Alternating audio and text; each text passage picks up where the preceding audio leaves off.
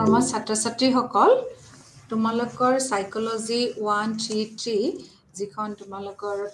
হেই আছে ষ্টাডি চেণ্টাৰৰ পৰা দিয়া কিতাপখন আছে তাতে তোমালোকে ইউনিট 12 টো উলিয়াই লোৱা। ইউনিট 12 এই অধ্যায় আছে চাইল্ডহুড এণ্ড নিউৰো ডেভেলপমেণ্টেল ডিছঅৰ্ডাৰৰ প্ৰথমটো।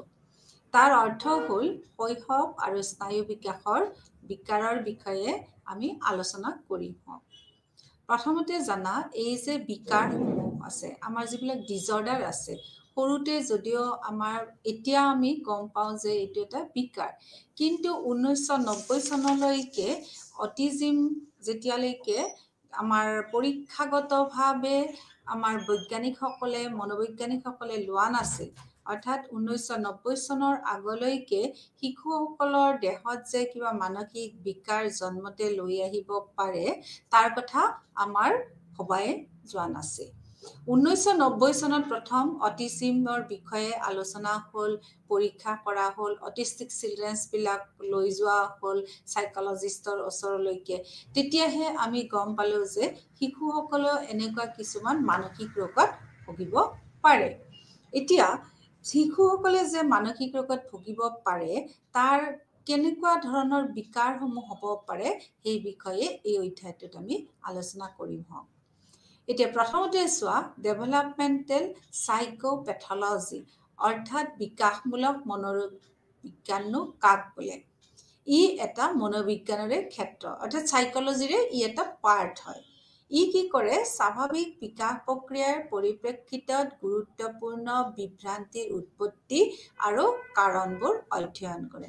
অৰ্থাৎ ডেভেলপমেণ্টেল সাইকোপেথলজিত যদি আমি যাওঁ তেতিয়া সেই ডিপাৰ্টমেণ্টটো সেই বিভাগটোৱে কি কৰিব আমাৰ যিখিনি স্বাভাৱিক বিকাশ আছে সৰুৰ পৰা আমি জিনৰ পৰা জন্ম হ'লো, জন্মৰ পৰা আমি আজিলৈকে যিটো পৰ্যায়ত আহি আছো সেই পৰ্যায়ত বিভিন্ন প্ৰক্ৰিয়াৰ মাজেদি যদি কিছুমান বিভ্ৰান্তি হয়, কিছুমান বিকাৰ হয় তেতিয়া সেই কাৰণবিলাক অধ্যয়ন কৰে। তাৰপিছত আহা বিকাশজনিত বিকাৰনো কি, হোৱাট আৰ ডেভেলপমেণ্টেল ডিছঅৰ্ডাৰ। যে শিশুসকল যদি স্বাভাৱিকভাৱে গঢ় নলয়, তেওঁলোক যদি স্বাভাৱিকভাৱে তেওঁলোকৰ এইটো নহয় গ্ৰথ নহয়, বিকাশ নহয়, তেতিয়াহ'লে কিছুমান এবনৰ্মেলিটি আমি দেখিবলৈ পাওঁ, অস্বাভাৱিকতা আমি কিছুমান দেখিবলৈ পাওঁ। আৰু সেই অস্বাভাৱিকতাখিনিকে সাধাৰণ অৰ্থত আমাৰ বিকাৰ বুলি কয়। যে ল'ৰাজনে ভালকে খোজকাঢ়িব পৰা নাই, আমাৰ শিশুসকলে ভালকে কথা ক'ব পৰা নাই, শিশুসকলে কথা ক'লে বেছিকে কথা কয়, শিশুসকল খুব অস্থিৰ, এনেকুৱা ধৰণৰ কিছুমান যেতিয়া জটিল সমস্যাত দেখা দিয়ে সেই সমস্যাবিলাককে আমি শিশুৰ কি কওঁ বিকাৰ বুলি কওঁ। ই জীৱনৰ আৰম্ভণিত হোৱা আৰু শিশুৰ বিকাশৰ শাৰীৰিক, জ্ঞানীয়, সামাজিক, আৱেগিক, নৈতিক আমাৰ বিকাশৰ এইবিলাক কি আছে এৰিয়া আছে। যে শিশু এটাই যেতিয়া বিকাশ ঘটে তাৰ কি হ'ব শাৰীৰিকভাৱে বিকাশ ঘটিব, তাৰ কগনিটিভ ডেভেলপমেণ্ট হ'ব অৰ্থাৎ জ্ঞানৰ বিকাশ ঘটিব, তাৰ ছ'চিয়েল ডেভেলপমেণ্ট হ'ব, তাৰ ইম'চনেল ডেভেলপমেণ্ট হ'ব, তাৰ মৰেল ডেভেলপমেণ্ট হ'ব। শিশুসকলৰ এই 5টা দিশত যেতিয়া কিছুমান বিভ্ৰান্তিয়ে দেখা দিয়ে, বিকাশখিনি ভালদৰে নহয়, তেতিয়া কিন্তু আমাৰ বিকাৰবিলাক আমি লক্ষ্য কৰিবলৈ পাওঁ। এতিয়া নিউৰো ডেভেলপমেণ্টেল ডিছঅৰ্ডাৰ বুলিলেনো কি বুজা? এয়া হৈছে মগজুৰ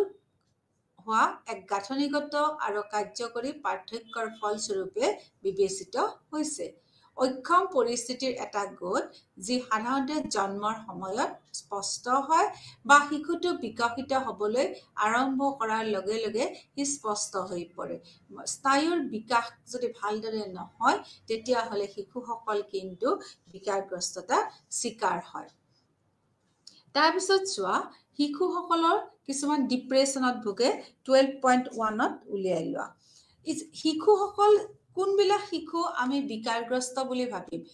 শিশুসকলক যদি একে বয়সৰ শিশুসকলৰ লগত তুলনা কৰা হয় বিকাৰগ্ৰস্ত শিশুটোৰ কি হ'ব স্বাভাৱিক শিশুবিলাকতকৈ অলপ নিম্ন খাপৰ হ'ব, শৈক্ষিক স্তৰতো নিম্ন খাপৰ হ'ব পাৰে বা তেওঁলোক আৰ্থ সামাজিক সাংস্কৃতিক প্ৰভাৱৰ ফলতো যদি তুলনা কৰোঁ তেতিয়াও আমি বিভিন্ন ক্ষেত্ৰত তেওঁলোকৰ বিকাৰবিলাক আমি পৰিলক্ষিত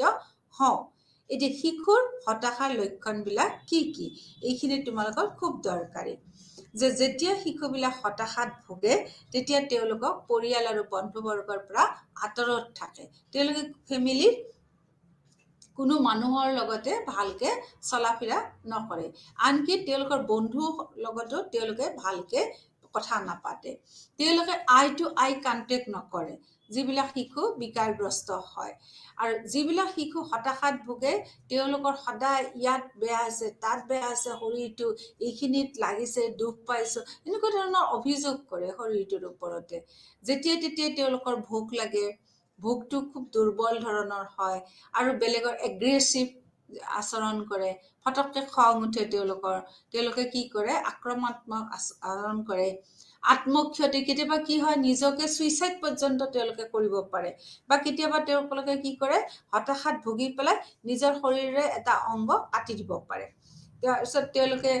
ৰাতিপুৱাও কেতিয়াবা ডিপ্ৰেছনত ভোগে তেওঁলোকৰ এইবিলাকৰ কাৰণে কেতিয়াবা কি হয় তেওঁলোকৰ ওজনটো হ্ৰাস হয় এইখিনি কথা তোমালোকে পেজ নাম্বাৰ 319 পাবা 12.1 যে সিম্পটমস কিছুমান আছে এই যে 9টা সিম্পটমস লক্ষণ আছে তোমালোকে মনত ৰাখিবা তোমালোকৰ পৰীক্ষাত আহিব পাৰে যে হতাশাগ্ৰস্ত শিশুসকলৰ লক্ষণসমূহ কি কি বক্স 12.1 টো চাই লোৱা তাতে এটা কেছ ষ্টাডি কৰি আমাক দেখাই দিছে যে আয়ুষ বুলি 10 বছৰীয়া ল'ৰা এটা আছিলে এই ল'ৰাটো কেনেকৈ হতাশাগ্ৰস্ত শিকাৰ হৈছিলে তাৰ মাক দেউতাক অলপ ফাইনেন্সিয়ালি আৰ্থিকভাৱে দুৰ্বল সেইকাৰণে মাক দেউতাকে কি কৰে তাক আইতাকৰ ওচৰত ৰাখি পেলাই দিনৰ দিনটো কামত ব্যস্ত হৈ থাকে তো স্কুলত কি কৰে আইতাকে থৈ আহে আইতাকে লক্ষ্য কৰিছে ল'ৰাটোৱে কাৰো লগত কথা নকয় স্কুলৰ পৰা আহি কি কৰে টিভি চাই ভাত খাব খুজিলেও ভাত নাখায় ভালকে ইফালে স্কুলতো কি কৰিছে পেৰেন্টছক মাতি পঠাইছে টিচাৰে তে টিচাৰে মাতি পেলাই ক'লে যে আপোনালোকৰ ল'ৰাটোৱে কি কৰিছে আমি মন কৰিছো আয়ুষে কি কৰে যে স্কুলৰ বাথৰুমত গৈ পেলাই কান্দে কেতিয়াবা কি কৰে সি স্কুলে চাই থাকে আমাৰ এনেকুৱা ভয় হৈছে যে সি পৰীক্ষা দিলে হয়তো পাছ নকৰিব এনেকুৱা ধৰণৰ তাৰ আমি লক্ষণ কিছুমান দেখা পাইছো আকৌ কি হৈছে সেই আয়ুষেও আৰু দেখিলো যে সি মানে লগৰীয়াৰ লগত খেলে কিন্তু সি লাহে লাহে ভাবে যে তাক লগৰীয়াবিলাকে ষ্টুপিড বুলি কয় সি ইনএটেন্টিভ হৈ থাকে গতিকে সি লগৰীয়াৰ পৰাও সি লাহে লাহে মানে আঁতৰাই ৰাখে নিজকে শিক্ষকসকলে কোৱা কথাখিনি মাক দেউতাকেও ঘৰত হেই কৰিলে ইফালে মাক দেউতাকসকলে আৰ্থিকভাৱে দুৰ্বল সেইকাৰণে তেওঁলোকে কি কৰিব লাগে দিনৰ দিনটো তেওঁলোকে কৰ্মত খণ্ডত যাব লাগে ৰাতি ঘূৰি আহোঁতে অফিচৰ পৰা দেৰি হয় ফোন কৰি সুধে আয়ুষ ভালে আছা আয়ুষ ভাত খালা আহি যেতিয়া মাক দেউতাকে ঘৰ পায় তেতিয়া আয়ুষ টোপনিত লালকাল এদিন কি কৰিলে মাক দেউতাকে তাক ক'লে যে তোমাৰ জন্মদিন আহিছে নহয় আয়ুষ আমি এইবাৰ জন্মদিনটো খুব ধুমধামেৰে পাতিম তেতিয়া আয়ুষে উত্তৰ দিছে যে মোৰ ধুমধামেৰে পাতি জন্মদিন কি লাভ হ'ব তোমালোকে ইয়াতে what is the use of a birthday party nobody is going to come যে কোনেও আমাৰ ঘৰত নাহিব চাবা কোনেও আমাৰ একো ভাল হোৱাটো নিবিচাৰে গতিকে বাৰ্থডে পাতি তোমাৰ কি লাভ হ'ব সি মাক দেউতাকক কৈ দিছে আৰু এতিয়া যে এই যে আয়ুষ হতাশাত ভুগিছে তাৰ মূল কাৰণটোৱে কি হৈছে সি মাক দেউতাকক লগ নাপায় মাক দেউতাকৰ লগত কথা পাতিব নোৱাৰে গতিকে সি লাহে লাহে লাহে লাহে সি হতাশাৰ ফালে গৈছে ইমানেই হতাশাগ্ৰস্ত হৈছে মাক দেউতাকে তাৰ জন্মদিন পাতিম বুলি কওঁতেও সি কিন্তু পাতিব খোজা নাই গতিকে এই কেছ ষ্টাডিটোৰ পৰা তোমালোকে গম পাবা যে শিশুসকল যেতিয়া হতাশাগ্ৰস্ত শিকাৰ হয় কাৰো লগত কথা পাতিবলৈ ইচ্ছা নকৰে সি বিদ্যালয়তো কি কৰিলে শিক্ষকে মন কৰিছে বাথৰুমত গৈ কান্দে কেতিয়াবা অকলশৰে থাকে তাৰ বন্ধুৰ লগতো নাখেলে গতিকে আয়ুষৰ উদাহৰণটো লৈ পেলাই এই লক্ষণবিলাক তোমালোকে গম পাবা তাৰপিছত আহা 12.1.1 নৈমিত্তিক কাৰণ আৰু চিকিৎসা তো বিভিন্ন ধৰণৰ কাৰণৰ কাৰণে ডিপ্ৰেছন হ'ব পাৰে জৈৱিক কাৰণ হ'ব পাৰে পিতৃ মাতৃৰ হতাশা বা সুৰাৰ সংস্পৰ্শত থাকিলে কেতিয়াবা আঘাত পালে বা দেউতাকে যদি হতাশাগ্ৰস্ত হয় বা ফেমিলিৰ যদি পৰিৱেশটো তাৰ ল'ৰা ছোৱালীৰ অনুপাতে নহয় বা কেতিয়াবা কি হয় খুব বেছি জোৰে যদি দুখ পায় তাৰেও যদি মানে অভিজ্ঞতা হয় বা কেতিয়াবা নেতিবাচক প্ৰভাৱৰ অভিজ্ঞতাই শিশুসকলক কিন্তু ডিপ্ৰেছন আনি দিয়ে তো বিবাহ বিচ্ছেদ হোৱা কেতিয়াবা পিতৃ মাতৃ যদি শিশু থাকে সেই পিতৃ মাতৃবিলাকে হতাশাগ্ৰস্ততা দেখিও কিন্তু শিশুসকল কি হ'ব পাৰে হতাশাগ্ৰস্তৰ শিকাৰ হ'ব পাৰে যে মাকে কি কৰিছে অনবৰত দুখত থাকে বা দেউতাকে দুখত থাকে ডিভোৰ্স হৈছে তেতিয়া তেনেকুৱা শিশুবিলাকো কিন্তু হতাশাগ্ৰস্ত শিকাৰ হ'ব পাৰে বেকৰ জ্ঞানৰ তত্ত্ব এটা আছে বেক্স কগনিটিভ থিওৰি তোমালোকে পাবা সেইটো পেজ নাম্বাৰ 320 তাতে কৈছে যে বেকে কৈছে যে জ্ঞানীয় বিকৃতি আৰু ঋণাত্মক এট্ৰিবিউচনেল শৈলী শিশুৰ হতাশাৰ সৈতে সম্পৰ্কিত হৈ আছে যে কগনিটিভ ডেভেলপমেণ্ট যেটো আমাৰ জ্ঞানীয় বিকৃতি আৰু কি হয় নিগেটিভ এট্ৰিবিউচনে আমাৰ হতাশাগ্ৰস্তৰ শিকাৰ বুলি আমি শিশুসকলক ধৰিব পাৰোঁ যেতিয়া হিয়তে ভালকে পঢ়া শুনাত মনোযোগ দিব নোৱাৰে যেতিয়া হিয়তৰ দৃষ্টিভংগী আনৰ প্ৰতি বেলেগ হয় তেতিয়া হেনেকুৱা শিশুবিলাক সাধাৰণতে হতাশাৰ শিকাৰ হয় বুলি আমি ভাবি লওঁ শিশুৰ হতাশাৰ শিকাৰ বাবে ঔষধ আৰু মনোচিকিৎসা একত্ৰিত কৰিব পাৰি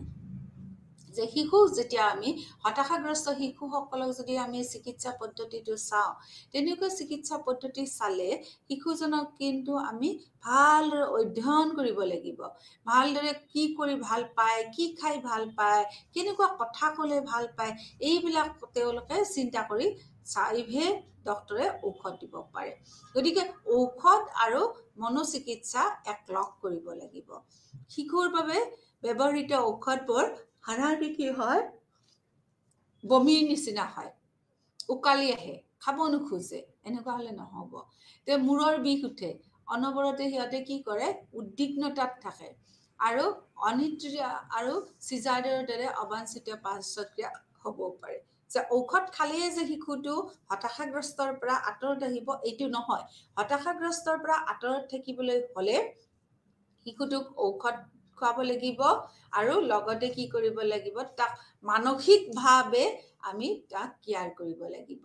এই দুইটা একেলগে কৰিলেহে শিশুজন এই হতাশাগ্ৰস্তৰ পৰা আঁতৰি আহিব পাৰিব চাব লাগিব ঔষধ খালে যাতে তাৰ বমি নহয় ঔষধ খালে যাতে তাৰ মূৰৰ বিষ নহয় পাৰ্শ্বক্ৰিয়া কিছুমান ঔষধৰ থাকিবই এইখিনি কিন্তু ভালদৰে অভিভাৱকে গুৰুত্ব দিয়া উচিত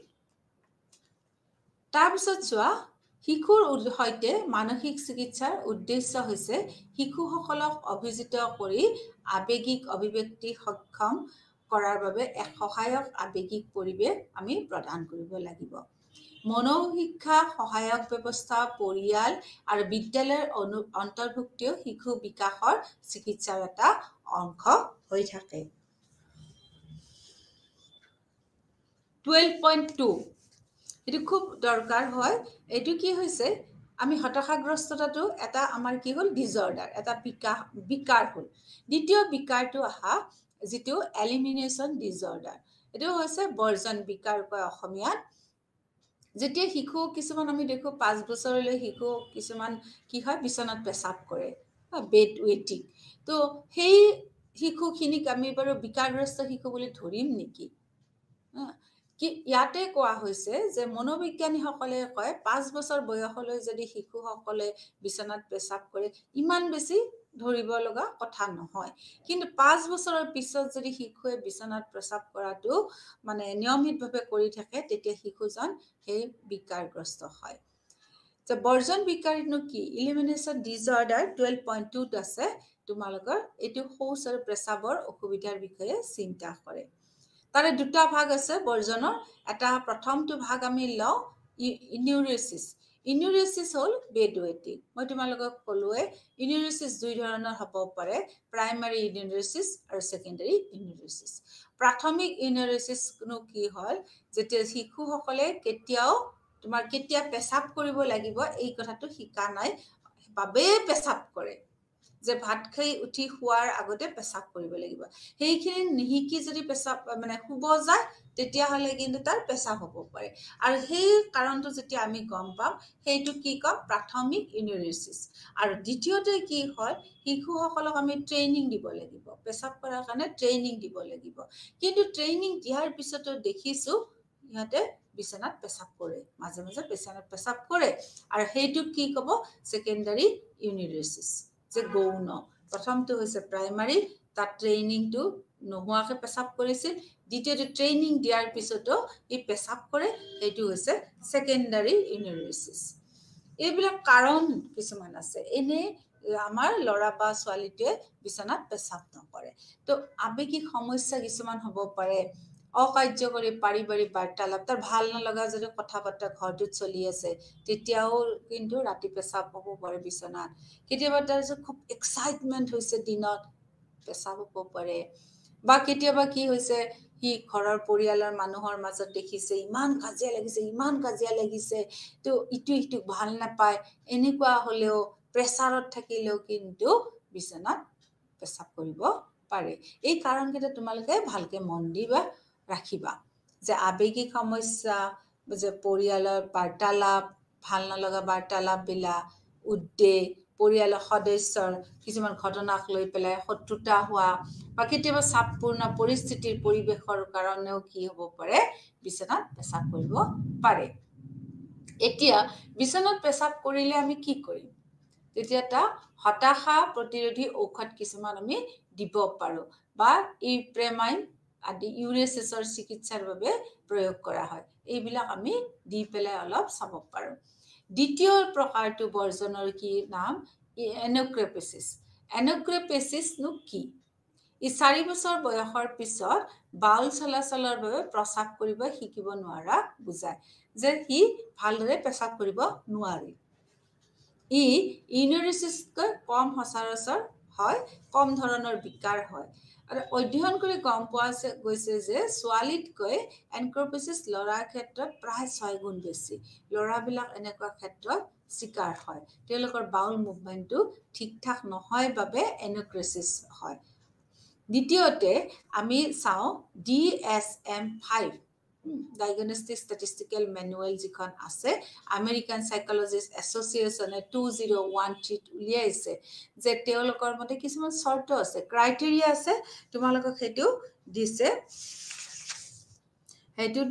দিছে পেজ নাম্বাৰ 222 গতিকে তোমালোকে সাধাৰণতে দেখা যায় যে এটা শিশুৱে যেতিয়া আমি আৰু এটা মন কৰিবলগীয়া কথা যে এটা শিশুৰ পিছত যদি ঘৰত আন এটা শিশু আহে তে মাক দেউতাকে কি কৰে ছেকেণ্ড শিশুটোৰ প্ৰতি বেছি মনোযোগ দিয়ে প্ৰথম শিশুটোৰ প্ৰতি ইমান মনোযোগ নিদিয়ে গতিকে সি কেতিয়া পেচাব কৰি পেলাই বিছনাত যাব মাক দেউতাকৰ সেইটো খেয়াল নাথাকিলেও কিন্তু প্ৰথম শিশুটো কিন্তু বিছনাত পেচাব কৰিব পাৰে গতিকে ইপ্ৰাইম বুলি এটা যিটো আমি হেৰি কৰিলোঁ ঔষধ দিয়ে ইউজ কৰিছে ডক্টৰবিলাকে সেই এমিপ্ৰাইন ঔষধটোৱে কি কৰে শিশুটোক গভীৰ হোৱাৰ পৰা বিৰত ৰাখে যে চিলমিলীয়া টোপনি আহে আৰু চিলমিলীয়া টোপনি আহিলে শিশুটো যেতিয়া পেচাব লগা যেন পায় তেতিয়া উঠি পেলাই সি পেচাব কৰিব পাৰে যে ইপ্ৰাইমৰ সেইটো এটা গুণ আছে যে এই ঔষধটো যেতিয়া ডক্টৰে প্ৰেছক্ৰাইব কৰে শিশুটোৱে খায় তেতিয়া শিশুটোৰ গভীৰ টোপনিৰ পৰা বিৰত থাকে তাৰ টোপনিটো পাতলীয়া হ'লে কি হয় যেতিয়া পেচাব কৰিব লাগে সি তেতিয়া বিছনাৰ পৰা উঠে আৰু তেতিয়া সি এই মানে এলিমিনেশ্যন ডিজৰ্ডাৰটোৰ পৰা আঁতৰত থাকিব পাৰে গতিকে এইটো এটা খুব ভাল ঔষধ ইমিপ্ৰাইন আৰু মাক দেউতাকেও চাব লাগে যে ছেকেণ্ড শিশুটো জন্ম হোৱাৰ লগে লগে যে প্ৰথম শিশুটোক এভইড কৰিব তাৰ খোৱা শোৱা লোৱা পেচাব কৰা পায়খানা কৰা এইখিনিৰ প্ৰতি কিন্তু মাক দেউতাকেও গুৰুত্ব দিব লাগে গতিকে তোমালোকে ছাত্ৰ ছাত্ৰীসকল মন কৰিবা যে এনক্ৰেপেচিছটো ল'ৰাৰ ক্ষেত্ৰত বেছি হয় এতিয়া মই যে ক'লোঁ 12.2ত আছে DSM অনুসৰি এলিমিনেশ্যনৰ তোমাৰ ক্ৰাইটেৰিয়াবিলাক কি বিছনা বা কাপোৰত বাৰে বাৰে প্ৰস্ৰাৱ কৰে সেইটো ইচ্ছাকৃতভাৱেও কৰিব পাৰে অনাচ্ছাকৃতভাৱেও কৰিব পাৰে আচৰণটো নিৰ্ণায়িকভাৱে গুৰুত্বপূৰ্ণ যিটো কমেও 3 মাহৰ বাবে সপ্তাহত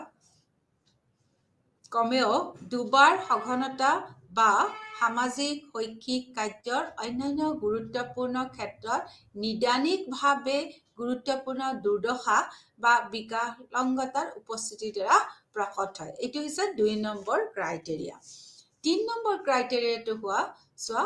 ব্যক্তিজন কালানুক্ৰমিক বা বিকশিতভাৱে 5 বছৰতকৈ অধিক বয়সৰ হয়। কোনো পদাৰ্থৰ জৈৱিক প্ৰভাৱত আচৰণটো তোমাৰ স্থায়ী নহয়। এইখিনি হৈছে এনুৰেচিছৰ ওপৰত, যে এই 4টা চৰ্ত এনুৰেচিছৰ ওপৰত। এনুক্ৰপেচিছৰ ওপৰত কি কি চৰ্ত দিছে DSM-এ? যে অনিচ্ছাকৃত বা ইচ্ছাকৃত হওক বা ইনএপ্ৰপ্ৰিয়েট স্থানত বাৰে বাৰে কি কৰে? পায়খানা কৰে। কমেও 3 মাহৰ বাবে প্ৰতি মাহে এনে এটা ঘটনা আমি পৰিলক্ষিত কৰোঁ। তো কালক্ৰমিক বয়স কমেও ইয়াৰ কি হ'ব লাগিব? 4 বছৰ।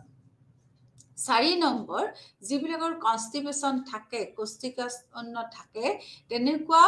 যদি হয় সেই আচৰণটো কোনো পদাৰ্থ বা আন এক চিকিৎসীয় স্থিতিৰ শাৰীৰিক প্ৰভাৱৰ বাবে দায়ী নহয়। এতিয়া চোৱা বিৰোধী অবাধ্য বিকাৰনো কি? বিৰোধী অবাধ্য বিকাৰটো আছে 12.3 তোমালোকৰ খুব দৰকাৰী, অপজিশনেল ডেফিয়েণ্ট ডিজঅৰ্ডাৰ এণ্ড কণ্ডাক্ট ডিজঅৰ্ডাৰ। এতিয়া দুয়োটাৰে আক্ৰমণাত্মক বা অসামাজিক আচৰণৰ বিশেষত্ব আছে। অপজিশনেল ডেফিয়েণ্ট ডিজঅৰ্ডাৰক মই পিছৰ ফালে ODD বুলি উল্লেখ কৰিম। ODDৰ ক্ষেত্ৰত উলংঘন তুলনামূলকভাৱে অলপ কম গুৰুতৰ হয়। এতিয়া তাৰ ক্লিনিকেল পিকচাৰসমূহনো কেনেকুৱা আমি সেইটো চাই লওঁ আহা। ODD আক্ৰান্ত শিশুসকল ব্যক্তিসকলৰ প্ৰতি নিৰন্তৰ নেতিবাচক, অবাধ্য আৰু সামগ্ৰিক আচৰণৰ উপস্থিতি থাকে। ইয়াৰ লক্ষণবিলাক কেনেকুৱা? যে সঘনাই খং উঠিব, ডাঙৰ মানুহৰ লগত কি কৰে? তৰ্ক কৰে। ডাঙৰ মানুহে যদি কিবা কয় সেইখিনি নুশুনে। সদায় তেওঁলোকে নিয়মত নাথাকে। আনকি কিছুমান নিয়ম থাকিলেও সেই নিয়মটো তেওঁলোকে ফলো নকৰে। আৰু অনবৰতে আনক বিৰক্ত দি থাকে বা বিচলিত কৰাৰ বাবে কাম কৰে। সহজে বিৰক্ত নহয়, দয়া নকৰে আৰু খঙত কোৱা বা প্ৰতিশোধ লোৱা আদিৰ দৰে সিহঁতৰ লক্ষণবিলাক আমি পাওঁ। এতিয়া চোৱা বিৰোধী অবাধ্য বিকাৰটো 2 ধৰণৰ আছে, যে খঙাল বা খেংখেঙীয়া মেজাজ আৰু প্ৰতিশোধমূলক, আৰু 3 নম্বৰ হৈছে তৰ্কমূলক বা অবাধ্য আচৰণ। এতিয়া চোৱা তোমালোকৰ অবাধ্য আচৰণ বা তৰ্কমূলক আচৰণ আৰু আনটো কি হ'ল? প্ৰতিশোধমূলক আচৰণ বা খঙাল বা খংখঙীয়া মেজাজ। এই 3টা হ'ল বিৰোধী অবাধ্য বিকাৰৰ ভাগ। এতিয়া আহা কণ্ডাক্ট ডিজঅৰ্ডাৰ। কণ্ডাক্ট ডিজঅৰ্ডাৰ তোমাৰ কাক বোলে? ইয়াতে শিশু এটাই এনে এটা আচৰণ কৰাৰ এক পুনৰাবৃত্তিমূলক আৰু নিৰন্তৰ আৰ্হি থাকে, যি আন লোকৰ অধিকাৰ বা সামাজিক নিয়মসমূহ উলংঘা কৰে, যি হৈছে বয়সৰ একদম সঠিক এপ্ৰপ্ৰিয়েট। গতিকে লক্ষণসমূহ কি হৈছে? তোমাৰ যিবিলাকৰ কণ্ডাক্ট ডিজঅৰ্ডাৰ থাকে তেনেকুৱা শিশুসকলৰ আচৰণত আমি বিকাৰ দেখা পাওঁ। আমাৰ সূত্ৰটোৱে কৈছে যে আচৰণত কিছুমান তাৰ উশৃংখলতা দেখা পাওঁ। কেনেকুৱা? যদি ওচৰত আছে ধৰা পেন আছে বা পঢ়া কিতাপ আছে বা চেয়াৰখনেই আছে, ভাঙিব, পেলাই দিব কাপোৰ, এনেকুৱা ধৰণৰ। আৰু কেতিয়াবা কি কৰে? বেলেগক ঠগাই পেলাই বস্তু চুৰ কৰি আনে। মুঠতে যিখিনি ৰুলছ আছে আমাৰ সমাজত ভালকে থাকিবলৈ, যিখিনি আমাৰ সামাজিকভাৱে কিছুমান নিয়ম আছে, এই নিয়মবিলাক কিন্তু তোমাৰ আচৰণ বিকাৰগ্ৰস্ত শিশুসকলে উলংঘন কৰে। তাৰপিছত আহা তেনেকুৱা শিশুবিলাকে কি কৰে? উৎপীড়ন, শাৰীৰিক কাজিয়া আৰম্ভ কৰে আৰু অস্ত্ৰ শস্ত্ৰৰো ব্যৱহাৰ কৰে। আৰু মানুহ আৰু জন্তুৰ নিষ্ঠুৰতাৰ প্ৰতি তেওঁলোকে এনেকুৱা ভাৱ কৰে যে আনকি তেওঁলোকে আনৰ প্ৰতি ধৰ্মটো মানে নিজৰ ধৰ্মটো বাদ দি আনৰ ধৰ্মও গ্ৰহণ কৰে। তেওঁলোকে খুব আক্ৰমণাত্মক হয়, যে জুই ৰখাৰ জৰিয়তে ইচ্ছাকৃত জুই দি পেলাই সম্পত্তি কিছুমান ধ্বংস কৰে, মিছা কথা কয়, চুৰ কৰে, কাৰোবাৰ ঘৰত অনুমতি নোলোৱাকৈ প্ৰৱেশ কৰে। এনেকুৱা দেখা যায় সচৰাচৰ। আৰু সেইবিলাক শিশুক দেখো আমি সিহঁতে কিন্তু সেক্সুৱেলিও কিন্তু অলপ এক্টিভ হয় তেতিয়া আনৰ ওপৰত সিহঁতে কি কৰে সেক্সুৱেলি এটাক কৰে যৌন আক্ৰমণ কৰে নিজতকৈ সৰু শিশুসকলক কাৰ্যকলাপ যৌন কাৰ্যকলাপ কৰাত তেওঁলোকে বাধ্য কৰাব পাৰে যিবিলাক কণ্ডাক্ট ডিজঅৰ্ডাৰৰ শিশু আছে গতিকে খুবেই সাৱধান হ'ব লগা এইটো এটা মানে ডিজঅৰ্ডাৰ এনে শিশুৱে পিতৃ মাতৃৰ বাধা থাকে কিন্তু কি কৰে পিতৃ মাতৃক নজনোৱাকে তেওঁলোকে ঘৰৰ বাহিৰতো ৰাতিটো কটাই দিয়ে আমি দেখিছো এনেকুৱা শিশুবিলাক যে তেওঁলোকৰ আচৰণবিলাক স্বাভাৱিক নহয় অস্বাভাৱিক আচৰণ কৰে যাৰ কাৰণে কি হয় মাক দেউতাকে কৰবাত যাব হাক দিলে মনে মনে গুচি যায় তো এনেকুৱা আচৰণক আমি দুটা পৃথক পাঠ্যক্ৰমত চিনাক্ত কৰিব পাৰো এটা হৈছে জীৱন পাঠ্যক্ৰমৰ নিৰন্তৰ আৰ্হি যি সোনকালে আৰম্ভ হয় আৰু একদম বয়স হোৱালৈকে থাকে আৰু কিছুমান কি হয় এডলেসেন্সত হয় যে সীমিত পাঠ্যক্ৰম য'ত সাধাৰণ শৈশৱত থকা আৰু পিছলৈ সাধাৰণ সমস্যাবিহীন প্ৰাপ্তবয়স্কতা জীয়াই থকা কাৰোবাৰ সৈতে কৈশোৰত অসামাজিক আচৰণ আৰম্ভ হয় আচৰণ বিকাৰৰ ফলত পদাৰ্থ কিছুমান ব্যৱহাৰ কৰে তেওঁলোকে ড্ৰাগছ ব্যৱহাৰ কৰে মানে যিবিলাক মানে ভাল কথা নহয় সাবষ্টেন্স ইউজ কৰে আনকি সেইবিলাকৰ অপব্যৱহাৰো কৰে জীৱনৰ পিছৰ সময়ত সেইকাৰণে তেওঁলোক আনৰ ওপৰত নিৰ্ভৰ কৰিব লগা হয় এতিয়া আহা DSM 5 ক্ৰাইটেৰিয়া যোৱাৰ আগতে এটা কেছ ষ্টাডি আছে এনেকুৱা কেছ ষ্টাডি তোমাৰ অপজিশনেল ডিফেন্টৰ ডিসঅৰ্ডাৰৰ কেছ ষ্টাডি কেনেকুৱা বিৰোধী অবাধ্য বিকাৰৰ এটা তোমালোকক কেছ ষ্টাডি দিছে উছমান নামৰ এজন ল'ৰা আছিল তাৰ বয়স আছিল 7 বছৰ সি কিহত পঢ়িছিল ক্লাছ 1ত পঢ়িছিল সি লগৰীয়াৰ লগত সি খেলে মাক দেউতাকে লক্ষ্য কৰিছে সি লগৰীয়াৰ লগত যেতিয়া খেলে তেতিয়া যেন লগৰীয়াবিলাকে তাকহে গুৰুত্ব দিব লাগে সি সদায় সেইটো বিচাৰে যে এটেনশ্যনটো তাৰ প্ৰতি হে হ'ব লাগে গতিকে সি যেতিয়া ৰিকগনিশ্যন নাপায় আনৰ পৰা তেতিয়া সি খুব আপছেট হয় মানে খুব বিৰক্তি অনুভৱ কৰে কি কৰিব কি নকৰিব এনেকুৱা হয় বেলেগে তাক ইগনোৰে কৰিব নোৱাৰে আৰু বেলেগে যদি ইগনোৰ কৰা ভাবে তেতিয়া সি কি হয় সোশিয়ালি ইমেচিউৰ হয় আৰু মনোযোগ বিচাৰি তেওঁ কি কৰে বেলেগৰ ওপৰত এটাক কৰে বিভিন্ন ধৰণৰ ইমোশনেল কিছুমান আবেগিকভাৱে তেওঁ কিছুমান আচৰণ প্ৰদৰ্শন কৰে আকৌ তাৰ এজনী ভনীয়েক আছিল সেই ভনীয়েকজনীকো মাক দেউতাকে কৈছে যে সেই ভনীয়েকজনীকো তাৰ যেতিয়া সি ইমোশনেলি আনষ্টেবল হয় আবেগিকভাৱে যেতিয়া স্থিৰ নহয় তেতিয়া সি কি কৰে ভনীয়েককে মাৰে সিহঁতৰ ঘৰৰ কুকুৰটোকে সি গুৰিয়াই দিয়ে লঠিয়াই দিয়ে এনেকুৱা আনকি সি যেতিয়া সেই কথাখিনি শিক্ষকৰ লগত শ্বেয়াৰ কৰিছে শিক্ষকসকলেও কৈছে আমি মন কৰিছো সি লগৰীয়াৰ লগত খেলিলেও হতাশাগ্ৰস্ত হৈ থাকে কেতিয়াবা সি আবেগিকভাৱে খুব সংবেদনশীল হয় আৰু কেতিয়াবা কি হয় লগৰীয়াৰ লগত সি খুব এগ্ৰেছিভ মানে সংঘৰ্ষত সি লিপ্ত হয় গতিকে শিক্ষকেও দিলে ৰিপৰ্ট যে ল'ৰাজন আবেগিক হয় ল'ৰাজন আবেগিকভাৱে সংবেদনশীল হয় ল'ৰাজন সংঘৰ্ষমূলক আচৰণ হেই কৰে আৰু ফলত কেতিয়াবা ল'ৰাজনে কি কৰে হুলস্থুলীয়া পৰিৱেশৰ সৃষ্টি কৰে এনেকুৱা বহু এক বছৰৰ পিছত সেই উছমান নামৰ ল'ৰাজনে কি কৰিলে লাহে লাহে দেখা গৈছে বেলেগক মাৰে হিটিং কৰে বেলেগৰ লগত তৰ্ক কৰে যিকোনো কথাতে আৰ্গুমেন্টিভ হয় বেলেগক মিছা কথা কয় আকৌ কি কৰে তাৰ কিছুমান এনেকুৱা মানে ডিষ্ট্ৰাকটিভ বিহেভিয়াৰ যিটো মানে ভাল নালাগে কিছুমান চৰিত্ৰ তাৰ ডেভেলপ হৈছে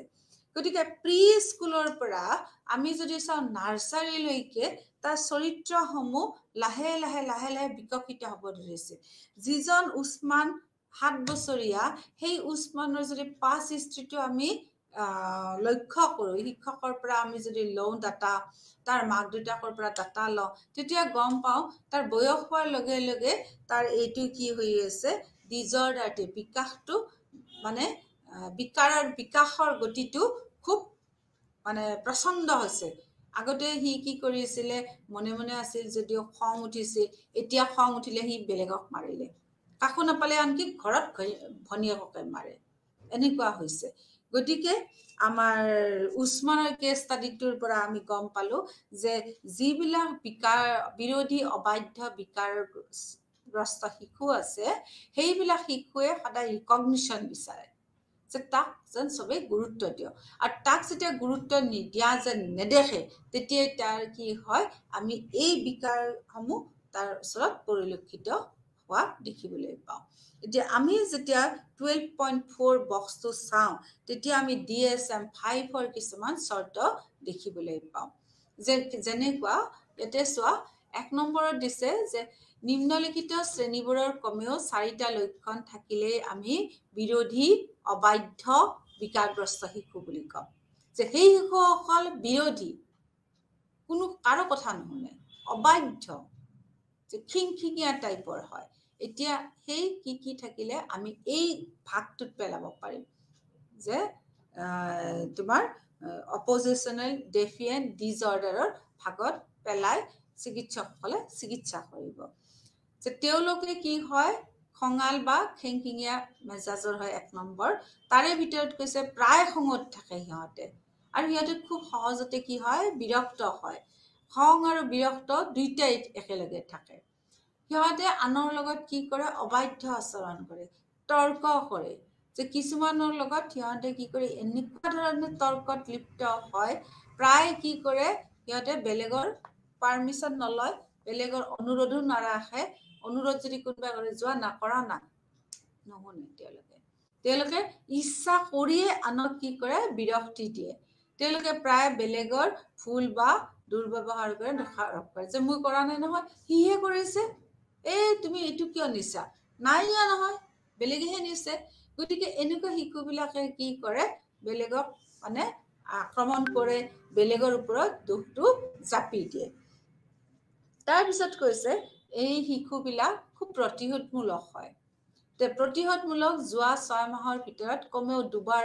প্ৰতিশোধমূলক তেওঁলোকে কাম কৰা পৰিলক্ষিত হয় আচৰণত বিভ্ৰান্তি আমি ব্যক্তি হিচাপে দেখা পাওঁ আৰু তাৎক্ষণিক সামাজিক প্ৰেক্ষাপটত থকা দুখৰ সৈতে সম্পৰ্কিত বা ই সামাজিক শৈক্ষিক বৃত্তিগত বা কাৰ্যৰ অন্যান্য ক্ষেত্ৰত নেতিবাচক প্ৰভাৱ পেলায় আচৰণবোৰ কেৱল মানসিক পদাৰ্থ ব্যৱহাৰ বা জৈৱমেৰু বিকাৰৰ সময়ত নহয় DSM আচৰণ বিকাৰৰ আচৰণৰ চৰ্তবিলাক যদি চাওঁ ই এক পুনৰাবৃত্তিমূলক আৰু নিৰন্তৰ আৰ্হি য'ত আনৰ মৌলিক অধিকাৰ বা মুখ্য বয়স প্ৰশংসনীয় সামাজিক নিয়ম বা নীতিসমূহ উলংঘা কৰা হয় যিটো তলৰ শ্ৰেণীৰ পৰা যোৱা 15 মাহত নিম্নলিখিত 15টা চৰ্তৰ কমেও 3টাৰ উপস্থিতিৰ দ্বাৰা কি হয় প্ৰকাশ হয় এতিয়া মানুহ আৰু জন্তুৰ প্ৰতি তেওঁলোক আক্ৰমণাত্মক হয় প্ৰায় উৎপীড়ন কৰে আনক ভাবুকি দিয়ে বা ভয় খুৱায় তাৰ 15টা আমি আচৰণ এতিয়া চাওঁ আহা যে প্ৰথমটো কি হ'ল তেওঁলোকে বেলেগক উৎপীড়ন কৰে ভাবুকি দিয়ে ভয় খুৱায় শাৰীৰিকভাৱে কি কৰে কাজিয়া কৰে তেওঁলোকে এনে এটা অস্ত্ৰ ব্যৱহাৰ কৰে যিটো অস্ত্ৰৰ দ্বাৰা গুৰুতৰ শাৰীৰিক ক্ষতি হ'ব পাৰে তেওঁলোকে মানুহৰ ওপৰত শাৰীৰিকভাৱে নিষ্ঠুৰ হয় জন্তুৰ প্ৰতি শাৰীৰিকভাৱে নিষ্ঠুৰ হয় এজন ভুক্তভোগীৰ মুখামুখিৰ সময়ত তেওঁলোক কি হয় চুৰ কৰে কাৰোবাক তেওঁলোকে এনেকুৱা ব্যক্তিসকলে যৌনভাৱে উৎপীড়ন কৰে সম্পত্তিবিলাক ধ্বংস কৰে 8 নম্বৰত কৈছে যে গুৰুতৰ ক্ষতি কৰাৰ উদ্দেশ্যেৰে ইচ্ছাকৃতভাৱে তেওঁলোকে জুইৰ প্ৰতি আকৰ্ষিত হয় আৰু সেই জুই আনি পেলাই কি কৰে সম্পত্তি ধ্বংস কৰে আন কাৰোবাৰ ঘৰত বা গাড়ীটো কি কৰে ইয়াতে সোমাইছে ইচ্ছা কৰি পেলাই সোমাইছে প্ৰায় সামগ্ৰী বা অনুগ্ৰহ প্ৰাপ্ত কৰিবলৈ বা দায়বদ্ধতা পৰিহাৰ কৰিবলৈ মিছা কথা কয় এজন ভুক্তভোগীৰ মুখামুখি নোহোৱাকৈ অতুচ্ছ মূল্যৰ সামগ্ৰী কিছুমান চুৰি কৰে নিয়মৰ গুৰুতৰ উলংঘন কৰে প্ৰায় মাক দেউতাকক নোকোৱাকৈ নিশা বাহিৰত থাকে ৰাতিটোৰ ভিতৰতে কেইবাবাৰো ঘৰৰ পৰা হয়তো পলাইও যায় স্কুলৰ পৰা আঁতৰত থাকে 13 বছৰ বয়সৰ আগতে এইবিলাক লক্ষণ আমি দেখিবলৈ পাওঁ যে স্কুল যাম বুলি কয় অথচ নাযায় আচৰণত হোৱা বিভ্ৰান্তিৰ ফলত সামাজিক শৈক্ষিক বা বৃত্তিগত কাৰ্যকলাপত ক্লিনিকৰ গুৰুত্বপূৰ্ণ ক্ষতি হয় যদি ব্যক্তিজনৰ বয়স 14 বছৰ বা তাৰ অধিক হয় অসামাজিক ব্যক্তিত্বৰ বিকাৰৰ বাবে চৰ্তসমূহ পূৰণ কৰা নহয় এতিয়া এইখিনি জানাৰ পিছত আমি আহা এতিয়া কি কৰিম তোমাৰ ক্ৰাইটেৰিয়াখিনি গম পালো এতিয়া কেজুৱেল ফেক্টৰ্ছ বিলাক আমি চাওঁ আহা তো কেজুৱেল ফেক্টৰ্ছ যদি চাই তেতিয়া আমি দেখিম আনুবংশিক আৰু পাৰিপাৰ্শ্বিক কাৰণসমূহ খাতিৰ শৈশৱৰ প্ৰফাইলৰ আচৰণসমূহ যে যিবিলাক আচৰণে আমাৰ বিকাৰৰ সৃষ্টি কৰে নৈতিক আচৰণ মোৰেলত আমি কিছুমান তাহাঁতৰ ডেফিচিয়েঞ্চি পাম কিছুমানৰ কি হয় আক্ৰমণাত্মক পিতৃ-মাতৃ থাকে এগ্ৰেছিভ পেৰেন্টছৰ কাৰণেও হ'ব পাৰে কিছুমান কি হয় যে সোশিও ইকোনমিক্সৰ কাৰণে যে সোশিও ইকোনমিক কন্ডিশনৰ কাৰণেও হয়তো আমি এনেকুৱা শিশু দেখিবলৈ পাওঁ তাৰ পিছত আহা যে পাৰিবাৰিক হস্তক্ষেপ থাকে যে কিছুমান কি হয় ফেমিলি যদি হস্তক্ষেপ কৰে তেতিয়া আমি এনেকুৱা শিশু আমি এই কৰিব পাৰো তেওঁলোকৰ চিকিৎসা কৰিব পাৰো বা মাল্টি সিস্টেমিক ট্ৰিটমেন্ট নো কি সেইটোৰ দ্বাৰাও আমি কিন্তু তেওঁলোকৰ আমি চিকিৎসা কৰিব পাৰো এতিয়া মনোযোগৰ অভাৱ বা অতি সক্ৰিয়তা বিকাৰ নো কি এইটো তোমালোকৰ আৰু এটা ইম্পৰ্টেন্ট কথা হ'ল যে ট্ৰিটমেন্ট যেতিয়া কৰিবা multi systemic treatment page number 327 আছে যে মাল্টি সিস্টেমিক ট্ৰিটমেন্টটো কি যে এইটো এটা এনেকুৱা ট্ৰিটমেন্ট যিটোৰ দ্বাৰা আমি সমাজৰ কিছুমান ব্যক্তিক যেনে পৰিয়ালৰ সদস্য বা স্কুলৰ সদস্য বা সমাজৰ কিছুমান সদস্যক লৈ পেলাইও আমি কিন্তু তেনেকুৱা বিকাৰগ্ৰস্ত শিশুসকলক আমি পৰীক্ষা মানে ভাল কৰা দিশে আগবঢ়াই নিব পাৰো যে এনেকুৱা কিছুমান প্ৰগ্ৰেম আছে যিবিলাক প্ৰগ্ৰেমৰ দ্বাৰা আমি কিন্তু তেওঁলোকক আমি সেই কাৰণে এইটো সিস্টেমৰ নাম হৈছে মাল্টি সিস্টেমিক ট্ৰিটমেন্ট তাতে কি থাকিব ফেমিলিৰ মানুহ থাকিব সোসাইটিৰ মানুহ থাকিব স্কুলৰ মানুহ থাকিব সেই তিনিটা এংগুলৰ মানুহে লগ হৈ কিছুমান আমাৰ প্ৰগ্ৰেম তৈয়াৰ কৰিব সেই প্ৰগ্ৰেম বিলাকৰ মাজেদি আমি এনেকুৱা বিকাৰগ্ৰস্ত শিশুসকলক আমি হয়তো আমি ভাল কৰিব পাৰো আৰু প্ৰথমতেই কৈছে যে ফেমিলিৰ মানুহখিনিৰ যদি সহায় সহযোগ থাকে তেতিয়াহ'লে ডেফিনেটলি আমি এনেকুৱা শিশুসকলক ভাল কৰিব পাৰিম তাৰপিছত আহা আমাৰ মনোযোগৰ অভাৱ বা অতি সক্ৰিয় বিকাৰ এইটো এটাও আমাৰ শৈশৱৰ বিকাৰ যে এটেনশন ডেফিচিট বা হাইপাৰ এক্টিভিটি ডিসঅৰ্ডাৰ নেকি ADHD এনেকুৱা এটা বিকাৰ এনেকুৱা বিকাৰগ্ৰস্ত শিশুসকলে যে জেনেৰেল যিবিলাক বিকাশৰ স্তৰ থাকে সেই বিকাশৰ স্তৰৰ লগত তেওঁলোকৰ কিন্তু স্তৰটো নিমিলে তেওঁলোকৰ স্তৰটো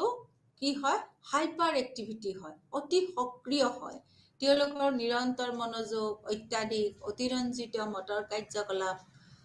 আৰু সংবেদনশীলতা বজাই ৰখাত অসুবিধা প্ৰদৰ্শন হয় যাৰ ফলত তেওঁলোক সামাজিক বৃত্তিগত আৰু শৈক্ষিক কাৰ্যকলাপত তেওঁলোকৰ মনোযোগ নবহে অতি সক্ৰিয়তাৰ কি হয় তোমাৰ তিনটা ভাগ আমি পাইছো তোমালোকৰ পেজ নাম্বাৰ 329ত আছে যে ADHDৰ তোমাৰ তিনটা ভাগ হ'ল attention hyper activity impulsive control তো এটেনশন মনোযোগ অতি সক্ৰিয়তা আৰু আবেগিক নিয়ন্ত্ৰণ এই তিনটা হৈছে অতি সক্ৰিয়তা বিকাৰৰ লক্ষণ ক্লিনিক্যাল পিকচাৰটো যদি আমি চাওঁ তে ADHD হৈছে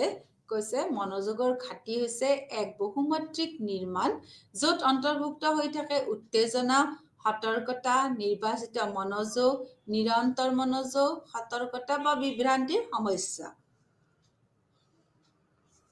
দ্বিতীয়তে মনোযোগ দিবলৈ নিৰ্দেশনাবোৰ বুজিবলৈ আৰু নিৰ্দেশনাবোৰ অনুসৰণ কৰিবলৈ এটেনশন দিব লাগিব কোনবাই দিয়া নিৰ্দেশনাটো বুজি পাব লাগিব আকৌ সেই নিৰ্দেশনা বুজি সেই মতে অনুসৰণ কৰি কোনো এটা কাম কৰিবলৈ এওঁলোক অপাৰগ হয় যিবিলাকৰ এটেনশনত ডেফিচিয়েঞ্চি থাকে তেওঁলোকৰ সদায় দেখায় যে তেওঁলোকৰ মনটো আন ঠাইত আছে মই এতিয়া ক্লাছ কৰি আছো মোৰ মনটো যদি আন ঠাইত থাকে মোৰ ছবিটো এনেকুৱা হ'ব যে মোৰ মনটো বেলেগত আছে শিক্ষকে কৈ আছে কিন্তু সেইখিনি কথা এক কান্দে সোমাইছে এক কান্দে ওলাই গৈছে মনটো বেলেগত আছে তেওঁলোকে এই কামবোৰৰ পৰা সময় উলিয়াবলৈ প্ৰৱণতা আছে আৰু নিৰন্তৰ মনোযোগৰ প্ৰয়োজন হোৱা কামবোৰ তেওঁলোকে অনুভৱ কৰিব নিৰন্তৰ মনোযোগৰ অভাৱৰ ফলত শিশুটোৱে সেইবোৰৰ কোনো এটা সম্পূৰ্ণ নকৰাকৈ এটা কামৰ পৰা আন এটালৈকে স্থানান্তৰিত হ'ব পাৰে যে এইমাত্ৰ এটা কাম কৰি আছে তাৰপিছত আন এটা কামলৈকে তেওঁলোক যাব পাৰে আকৌ বিভ্ৰান্তি ডিজৰ্ডাৰ হ'ল কি হ'ল পৰিৱেশত অপ্ৰাসংগিক উদ্দীপনাৰ প্ৰতি কি হয় সহজতে তেওঁলোকে উপস্থিত থকাৰ সামৰ্থ্যটো বুজায় তেওঁলোকৰ কামসমূহ আমি দেখিবলৈ পাওঁ প্ৰায় বিশৃংখল হয় আনমেনেজেবল হয় ডিসঅৰ্গানাইজড হয় অসংগঠিত হয় আৰু কোনো ধৰণৰ বিবেচনা নোহোৱাকৈ কোনো ধৰণৰ চিন্তা নকৰাকৈ তেওঁলোকে কামবিলাক কৰে গতিকে এইবিলাক হৈছে তেওঁলোকৰ লক্ষণ যিবিলাকৰ মনোযোগৰ অভাৱ হয় এয়া চোৱা সামাজিকভাৱে এনে শিশুৱে কথোপকথনৰ হিচাপ ৰখাত অসুবিধা পায় কোনে কিমান কথা কেতিয়া কয় তেওঁলোকৰ আহে আৰু যায় তেওঁলোকৰ খেল বা বিভিন্ন কাৰ্যকলাপত যে এটা ৰুলৰ মাজেদি খেলখন চলি আছে সেইটোও তেওঁলোকৰ লক্ষ্য নহয় তেওঁলোকে খেলিব লাগে খেলে তেওঁলোকৰ কোনো ধৰণৰ তাৰ মানে যে খেলত যে নিয়ম থাকিব লাগে এইটো কথা তেওঁলোকে চিন্তা কৰিবই নোৱাৰে কাৰণ তেওঁলোকৰ এটেনশ্যনটোৱে নাই গতিকে চোৱা তোমালোকৰ পেজ নম্বৰ 330 তোমালোকৰ এই ডায়াগ্ৰামটো আছে যে গুৰুত্বপূৰ্ণ মনোযোগমূলক অসুবিধা থকা শিশুসকলে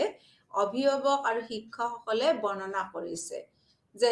কি বৰ্ণনা কৰিছে যিবিলাক ইনএটেন্টিভ চিলড্ৰেন হয় সেই ইনএটেন্টিভ চিলড্ৰেনছ বিলাকৰ আমি কিছুমান কেৰেক্টাৰ দেখোঁ এইখিনি কোনে দিছে এই ডায়াগ্ৰামটোত কেৰেক্টাৰ বিলাক শিক্ষকসকলে আৰু তোমাৰ মাক দেউতাকসকলে যে ইনএটেন্টিভ মোৰ ল'ৰা বা ছোৱালী ইনএটেন্টিভ তাৰ মানে কি হৈছে কেয়াৰলেছ অসাৱধান প্ৰায় লগতীয়া বস্তুবিলাক হেৰাই তেওঁলোকৰ কোনো ধৰণৰ হেৰি নাই দায়িত্ব জ্ঞান নাই কোনোবাই কিবা কৈ থাকিলে নুশুনে সহজে অন্যমনস্ক হয় তেওঁলোকে প্ৰায় দিপা স্বপ্নত ভোগে শুই উঠে মই যে সপোন দেখিলোঁ ডে ড্ৰিমিং তেওঁলোকৰ কি হয় কোনোবাই মাতা যেন পায় মোক মাতিছে নহয় কাম কৰি আছে পটককে মোক মাতিছে নহয় এইটো কেৰেক্টাৰ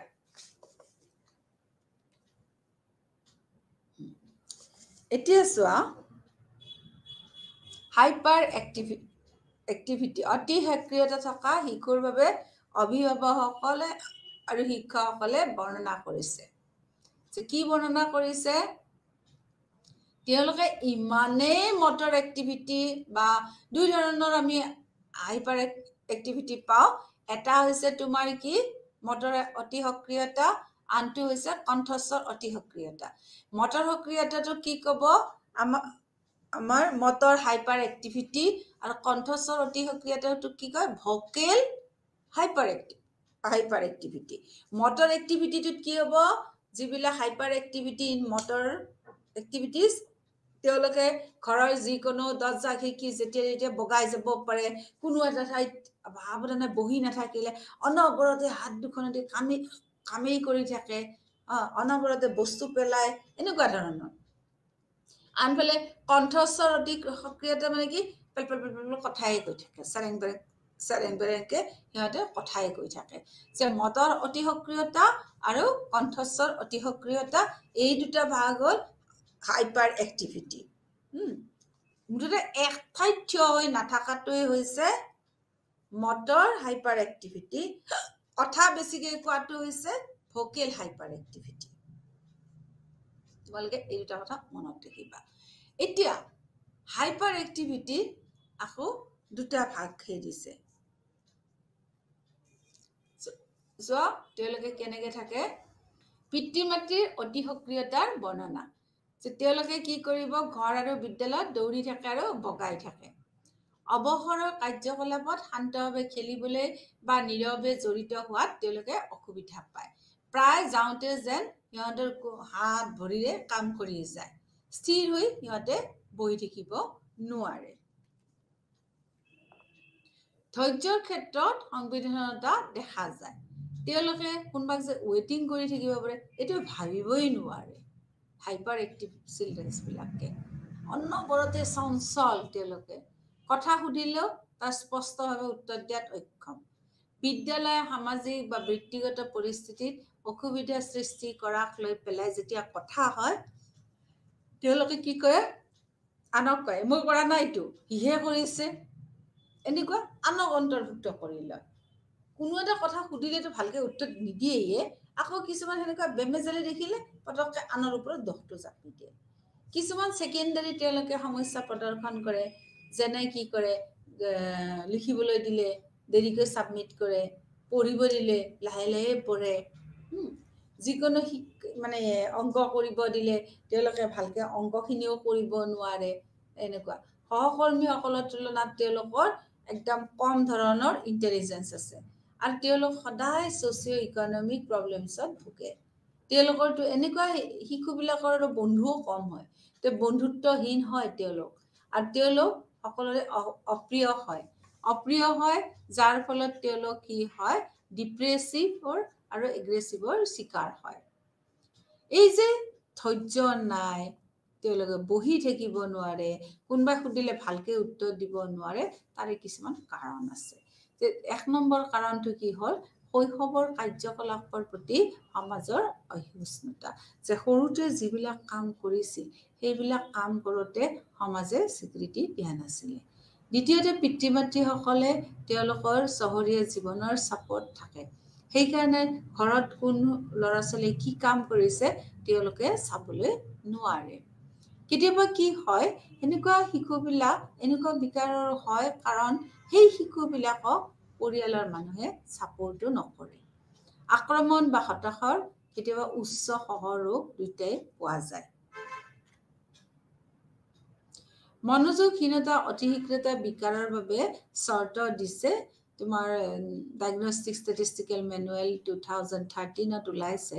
যে অমনোযোগিতা মানে আমি লক্ষ্য কৰিব পাৰোঁ। অমনোযোগী সেইবিলাক শিশুসকল হয়, কিহত আমি সিহঁতৰ অমনোযোগিতা দেখাবলৈ পাওঁ যে যিকোনো স্কুলৰ কাম কৰিলে, বিদ্যালয়ৰ কাম কৰিলে তেওঁলোক ইনএটেণ্টিভ হয়, বা ঘৰত কিবা কাম দিলে মনোযোগ নাথাকে।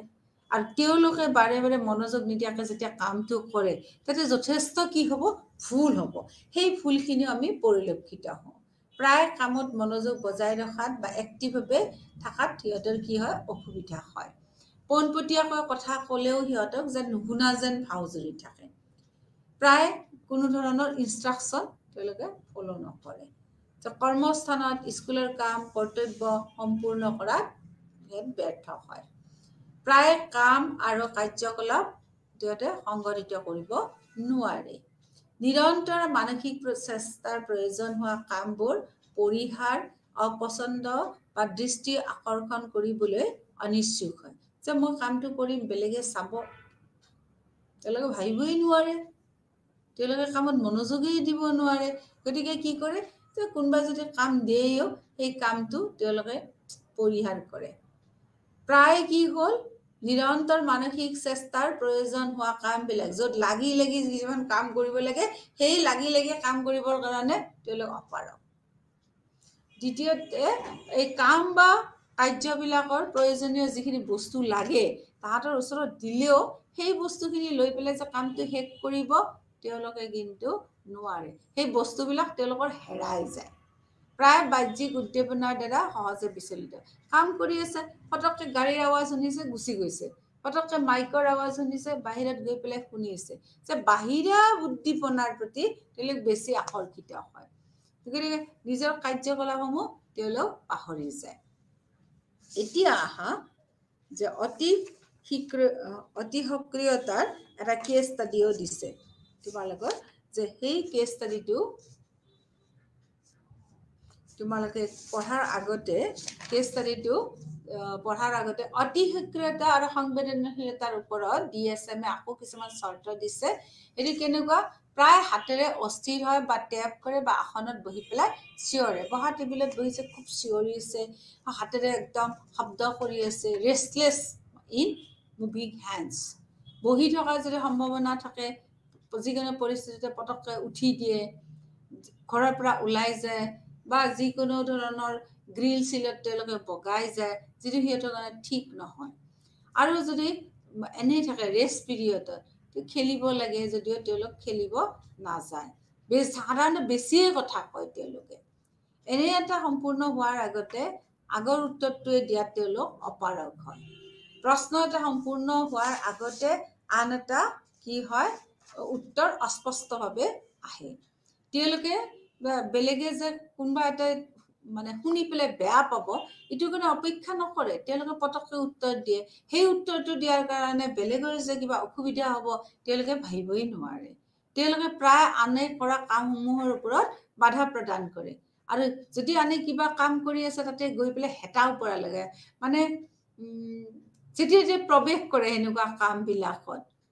তো 12 বছৰ বয়সৰ আগতে কেইবাটাও অমনোযোগী বা অতি সক্ৰিয় আৱেগিক লক্ষণসমূহ উপস্থিত হোৱা দেখিবলৈ পাওঁ। চিটো চোৱা, দুটা বা ততোধিক ছেটিঙত কেইবাটাও অমনোযোগী বা অতি আৱেগিক লক্ষণসমূহ আমি পৰিলক্ষিত কৰোঁ। স্পষ্ট প্ৰমাণ পোৱা যায় যে তেওঁলোকৰ বিকাৰসমূহৰ লক্ষণবোৰ সামাজিক, শৈক্ষিক বা ব্যক্তিগত কাৰ্যকলাপৰ মানদণ্ডৰ হ্ৰাস কৰে। লক্ষণবোৰ কেৱল চিজোফ্ৰেনিয়া বা আন এক মানসিক বিকাৰৰ ক্ষেত্ৰতেই নহয়, আৰু কিছুমান বিকাশৰ দ্বাৰা ভালকৈ বৰ্ণনা কৰা নহয়। আৰু চোৱা, যিবিলাক ক্লিনিকেল কজেছ আছে,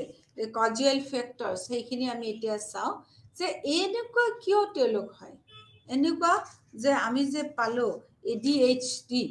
ADHD বিকাৰগ্ৰস্ত শিশুবিলাক কি হয়, যে একাধিক জিনে কিন্তু অতি সক্ৰিয়তাৰ আশংকাত মানে অৰিহণা যোগায়, জিনবিলাকে অৰিহণা যায়। মগজুত কি হয়, আমাৰ মগজুত দুটা ট্ৰেন্সমিটাৰ আছে, নিউৰো ট্ৰেন্সমিটাৰ বুলি কয়। এটা হ'ল ডপেমিন আৰু আনটো হৈছে নৰেপ্ৰিন। ডপেমিন আৰু নৰেপ্ৰিন এই দুটা নিউৰো ট্ৰেন্সমিটাৰ। এই নিউৰো ট্ৰেন্সমিটাৰ যিকোনো এটাৰে যদি অলপ কম হয় লেভেলতকে, তেতিয়াই বিভিন্ন ধৰণৰ বিকাৰগ্ৰস্ত হ'ব পাৰে শিশুটোৱে। যেতিয়া কি হয়, মগজুত ডপামিনৰ স্তৰটো নিম্ন হয়, তেতিয়া শিশুটো অমনোযোগ হয় আৰু বিভ্ৰান্তি হয়। আৰু তাৰ ফলত কি হয়, মগজুত কিছুমান উদ্দীপনাৰ অভাৱো সৃষ্টি হয়। ফলস্বৰূপে অতি সক্ৰিয়তা হৈছে ইয়াৰ ক্ষতিপূৰণ কৰাৰ এক উপায়। প্ৰসৱৰ সময়ত মাতৃবয়স, মাতৃৰ শৈক্ষিক স্তৰ, অকাল প্ৰসৱ, দীঘলীয়া প্ৰসৱবোৰ, এনেকুৱা যদি জন্ম টাইমটোত কি হয়, বহুত টাইম যদি পেইন আহি আছে লেবাৰ ৰুমত, তেতিয়াও কিন্তু বেবিটোৰ ওপৰত এফেক্ট পৰিব পাৰে। বা বেবিটো জন্ম হোৱাৰ আগতেও যদি কি হৈছে তেওঁলোকৰ মানে প্ৰিমেচিয়ৰ ডেলিভাৰী হয়, তেতিয়াও কিন্তু শিশুটো কি হ'ব পাৰে, বিকাৰগ্ৰস্ত হ'ব পাৰে। আনকি বেবীৰ মাকৰো যদি লাগাতকৈ বয়সত কম হয়, যে বেবী এটা জন্ম দিয়াৰ সময়ত উপযুক্ত পৰিমাণে যদি মাক তাৰমানে কি নহয়, মেচিউৰ্ড নহয়, তেতিয়াও কিন্তু শিশুটো কি হ'ব পাৰে, বিকাৰগ্ৰস্ত হ'ব পাৰে। গতিকে এইবিলাকৰ কাৰণে শিশুটোৰ মনোযোগটো ঠিক ঠাক নহ'বও পাৰে। অতি সক্ৰিয়তা আৰু উচ্চ সম্ভাৱনাৰ সৈতে এইবিলাক লিংক আছে। আকৌ কৈছে যে পাৰিপাৰ্শ্বিক বিষাক্ত পদাৰ্থ যেনে লিডবিলাক যে আছে, এলকহল আছে, এইবিলাকো যদি পিতৃ মাতৃয়ে মানে গ্ৰহণ কৰে, তেতিয়াও কিন্তু শিশুটোৰ ADHDৰ চিকাৰ হ'ব পাৰে। কৃত্ৰিম ৰং, কিছুমান সংৰক্ষক বা এলাৰ্জেন থকা খাদ্য খোৱাৰ পিছতো এনেকুৱা শিশুৰ আচৰণত কি হয়, বেছি অৱনতি হয়। অতি সক্ৰিয় শিশুৰ পিতৃ মাতৃৰ সামগ্ৰিক গুৰুত্বপূৰ্ণ কঠোৰ আৰু নেতিবাচক আচৰণে মগজুহীনতা, অতি সক্ৰিয়তা বিকাৰ, শিশুৰ কঠিন, ব্যাঘাতকাৰী আৰু অনুপালন নকৰা আচৰণৰ সৈতে সম্পৰ্কিত হৈ থাকে।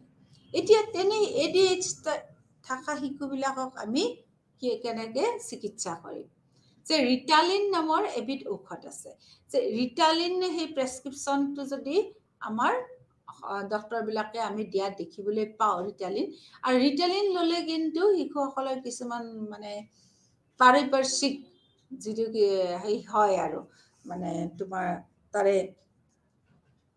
তোমাৰ পাৰ্শ্বক্ৰিয়া পাৰিপাৰ্শ্বিক পাৰ্শ্বক্ৰিয়া আমি দেখিবলৈ পাওঁ যেনেকুৱা যে ৰেটেলিন ল'লে মনোযোগহীনতা হয় মাক দেউতাক আৰু ভাই ভনীয়েকৰ সহায়ত আচৰণগত ৰীতিসমূহ গ্ৰহণ কৰিব পাৰি এতিয়া কৈছে ৰিটালিনে শিশুসকলক আকৌ কি কৰে ৰিটালিন দি ADHD কমাব পাৰি কিন্তু বেলেগ আকৌ পাৰ্শ্বক্ৰিয়া হয় বেলেগ পাৰ্শ্বক্ৰিয়া কোনবিলাক হ'ব পাৰে যে ৰেষ্টলেছ হ'ব পাৰে অস্থিৰ হয় সিহঁতে খুব জেদি হয় হা এইবিলাক হয় কিন্তু ৰিটালিন লোৱাৰ সময়ত মগজুৰলৈকে তেজৰ প্ৰবাহটো কমাই দিয়ে এইটো এটা আমাৰ ইফালে কিন্তু হাইপাৰ এক্টিভিটিটো কমালে ৰেষ্টলেছটো কমালে ৰিটালিন লোৱাৰ লগে লগে কিন্তু সিফালে কি হ'ল মগজুলৈকে যে তেজৰ চলাচল হয় সেইটো কমি গ'ল আৰু মগজুলৈ তেজৰ চলাচলটো কমি যোৱাৰ ফলত কি হৈছে শিশুটোৰ কগনিটিভ এবিলিটিটো কমি গ'ল গতিকে ৰিটালিনৰ ছাইড এফেক্টটো আছে তাৰপিছত চোৱা ৰিটালিনৰ ছাইড এফেক্টটোৰ লগতে আমি কিন্তু সাইকোলজিক্যাল কিছুমান ইন্টাৰভেনশন আমি পাব পাৰো যে কেনেকুৱা যে শিশুটোক আমি বিহেভিয়ৰেল কিছুমান ষ্ট্ৰেটেজি ল'ব পাৰো ফেমিলি থেৰাপি ল'ব পাৰো তে এইবিলাক ল'লে কিন্তু শিশুসকলে অকণমান ভাল হ'ব পাৰে তোমালোকৰ আৰু এটা চোৱা 12.7ত এটা কেছ ষ্টাডি আছে ৰুবিন বুলি 9 বছৰীয়া শিশু এটাৰ ওপৰত শিশু বিশেষজ্ঞসকলে এটা কেছ ষ্টাডি চলাইছিলে তেতিয়া দেখা পাইছে যে কাউন্সিলৰজনক সুধিছে যে ৰুবিনৰ আচৰণবিলাক কওকচোন তেতিয়া ৰুবিনে কৈছে ৰুবিনৰ আচৰণ কৈছে এক্সট্ৰিমলি ৰেষ্টলেছ অত্যধিকভাৱে ল'ৰাটো এক ঠাইত বহি নাথাকে কেতিয়াবাহে বহে গোটেই দিনটো ক্লাছটো ঘূৰি ফুৰে খুব অমনোযোগী বেলেগক ডিষ্টাৰ্ব দিয়ে বেলেগৰ লগত কথা পাতি থাকে বেলেগক মনোযোগ যিকোনো কামত মনোযোগ দিয়াৰ পৰা বিৰত ৰাখে এনেকুৱা মুঠতে ৰুবিনক মানে কাউন্সিলৰে কৈছে ৰুবিনক কণ্ট্ৰোল কৰিব নোৱাৰি ক্লাছত তাৰপিছত ৰুবিন বয়সটো হৈছে তোমাৰ 9 বছৰীয়া ৰুবিনক যেতিয়া কি কৰিলে মাক দেউতাকৰ ওচৰত গ'ল মাক দেউতাকৰ ওচৰত যাওঁতে মাক দেউতাকে কৈছে যে 3 বছৰ বয়সটোত পৰাই তাৰ কিছুমান শাৰীৰিক আমি সমস্যা দেখিবলৈ পাইছিলো কেনেকুৱা ল'ৰাটোৱে খুব কম হয় আৰু বেলেগে উঠাৰ আগতে সি উঠি দিয়ে আৰু কি হ'ল দ্বিতীয়তে 4 বছৰ 3 বছৰত আমি সেইটো দেখিছিলো মাক দেউতাকে ক'লে যে 3 বছৰ বয়সত আমি তাক লক্ষ্য কৰিছো তাৰ এইখিনি শাৰীৰিক কিছুমান বৈশিষ্ট্য আছে 4 বছৰত আমি দেখিছিলো এদিন কি কৰিছিল সি দৰ্জাত বাহিৰৰ পৰা তলা মাৰি থৈছে তলা মাৰি থৈ পেলাই সি ঘূৰি ফুৰিছে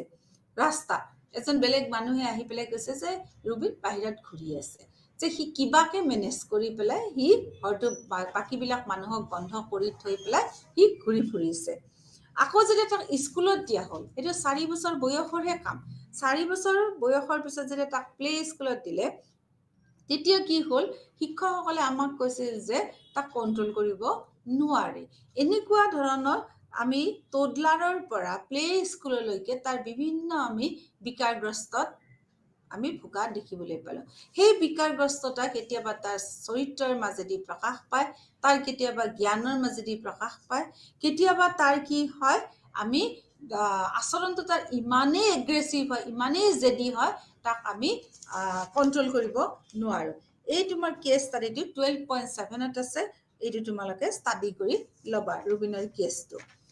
গতিকে হাইপাৰ এক্টিভিটি আমি দুই ধৰণৰ পালো motor hyper activity vocal hyper activity জিনগত কাৰণতো হ'ব পাৰে সমাজৰ কাৰণেও হ'ব পাৰে আকৌ কৈছে যে হাইপাৰ এক্টিভিটি হ'লে এনেকুৱা ল'ৰা ছোৱালী কি হয় ইনএটেন্টিভ হয় মনোযোগৰ অভাৱ হয় বেলেগে কথা কৈ থাকিলে নুশুনে ঘূৰি ফুৰে গোটেই দিনটো গোটেই ক্লাছত থাকিলে ক্লাছত ঘূৰি ফুৰে